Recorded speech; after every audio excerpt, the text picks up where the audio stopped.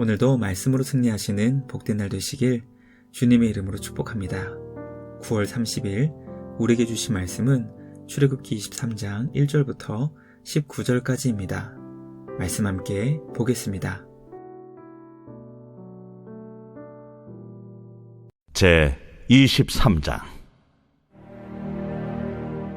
너는 거짓된 풍설을 퍼뜨리지 말며 악인과 연합하여 위증하는 증인이 되지 말며 다수를 따라 악을 행하지 말며 송사의 다수를 따라 부당한 증언을 하지 말며 가난한 자의 송사라고 해서 편벽되이 두둔하지 말지니라.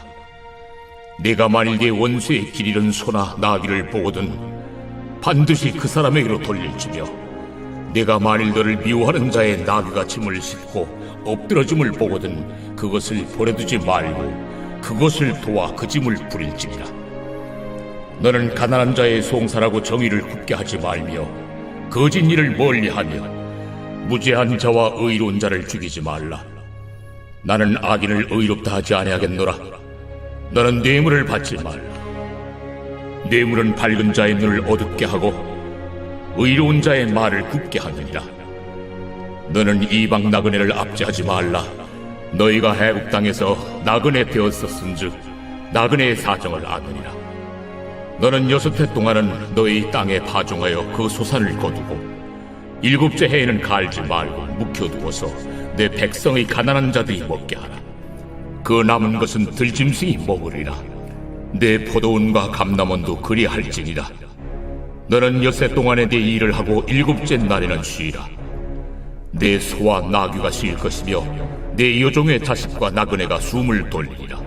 내가 네게 이른 모든 일을 삼가 지키고 다른 신들의 이름은 부르지도 말며 내 입에서 들리게도 하지 말지니라. 너는 매년 3번 내게 절기를 지킬지니라. 너는 무교봉의 절기를 지키라.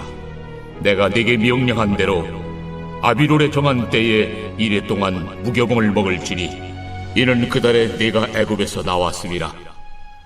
빈손으로 내 앞에 나오지 말지니라. 맥주를 지키라. 이는 네가 수고하여 밭에 뿌린 것의 첫 열매를 거두니라. 수장절을 지키라. 이는 네가 수고하여 이룬 것을 연말에 밭에서부터 거두어 저장함이니라. 내 모든 남자는 매년 3번씩 주 여호와께 보일지니라. 너는 내 제물의 피를 유교병과 함께 드리지 말며 내 절기 제물의 기름을 아침까지 남겨두지 말지니라. 내 토지에서 처음 거둔 열매의 가장 좋은 것을 가져다가 너희 하나님 여호와의 전에 드릴지니라. 너는 염소 새끼를 거미의 젖으로 삼지 말지니라. 말씀의 제목은 공정한 재판과 절기 준수입니다. 하나님께서는 우리가 살고 있는 이 땅이 정의로워지기를 원하십니다. 성도는 주님의 마음을 품고 이 땅을 정의롭게 만들기 위해 최선을 다해야 합니다. 오늘 우리에게 주신 말씀을 묵상하며 과연 어떻게 이 땅을 공의롭고 정의롭게 만들어갈 수 있는지 깨닫게 됩니다. 주님께서 우리에게 정해주신 안식년, 그리고 안식일, 그리고 3번의 절기를 지키며 말씀에 순종하는 우리 모두가 되길 주님의 이름으로 축복합니다. 첫째, 성도는 공정한 재판을 위해 거짓으로 악을 행하거나 뇌물을 받아서는 안 됩니다. 하나님께서는 재판 결과에 영향을 줄 수 있는 거짓된 풍설을 퍼뜨리거나 위증하는 증인이 되지 말라고 말씀하십니다. 다수를 따라 악을 행하지 말며 여론을 핑계로 부당한 증언을 하지 말라고 말씀하십니다. 특히 가난한 자의 송사라 해도 거짓은 결코 용납될 수 없게 하셨습니다. 성경이 기록된 시대에는 증인의 역할이 재판의 결과에 큰 영향을 주었습니다. 그러므로 공정한 재판을 위해서는 거짓 없는 증인의 역할이 매우 중요했습니다. 그러므로 성도는 언제나 진실한 증언을 통해 하나님께서 기뻐하시는 공정한 재판을 만들어가야 합니다. 하나님께서는 재판을 담당하는 자가 결코 뇌물을 받아서는 안 된다고 말씀하십니다. 왜냐하면 뇌물은 눈을 어둡게 하여 사건을 잘못 보게 하며 의로운 자의 말을 왜곡시키기 때문입니다. 언제나 하나님께서 기뻐하시는 정의로운 재판이 이루어질 수 있도록 정직하고 투명한 우리 모두가 되길 주님의 이름으로 축복합니다. 둘째, 성도는 정의로운 세상을 위해 원수에게 자비를 베풀어야 합니다. 하나님께서 기뻐하시는 정의로운 세상은 주님의 자녀들이 원수의 길 잃은 소나 나귀를 보았을 때 그 주인에게 돌려주는 것입니다.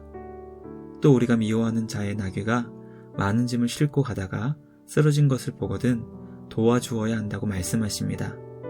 성경은 우리의 원수가 공경 가운데 빠질 때 그를 도와주어야 한다는 매우 힘들고 어려운 생활 과제를 우리에게 주고 있습니다. 우리는 왜 원수가 고난 가운데 있을 때 그를 도와주어야 하는 것일까요? 그 이유는 바로 원수를 사랑하라는 주님의 말씀에 순종해야 하기 때문입니다. 우리가 아직 죄인 되었을 때, 하나님과 원수였을 때 주님은 우리를 구원하시기 위해 이 땅에 오셨고 우리를 위해 하나밖에 없는 주님의 생명을 희생하셨습니다.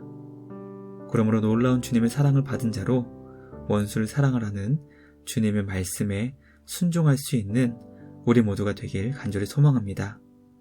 원수를 사랑할 수 있는 능력을 주님께 구하며 삶의 자리에서 사랑을 실천할 수 있는 우리 모두가 되길 주님의 이름으로 축복합니다.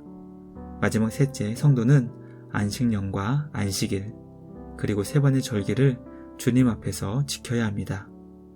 하나님께서는 안식년과 안식일, 그리고 세 번의 절기를 지켜야 한다고 말씀하십니다.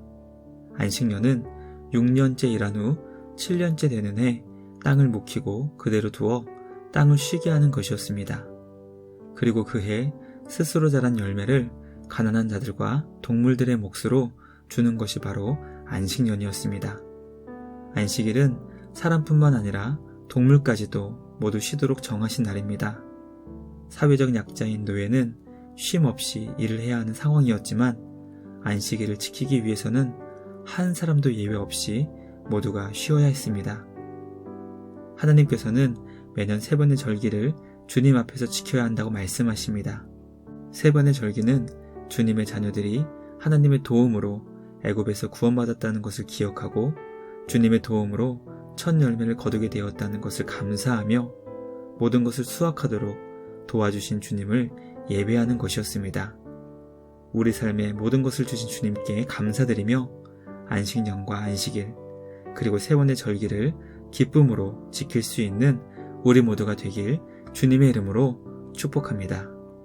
오늘도 우리 주님과 함께 주신 말씀으로 승리하시는 복된 날 되시길 주님의 이름으로 축복합니다.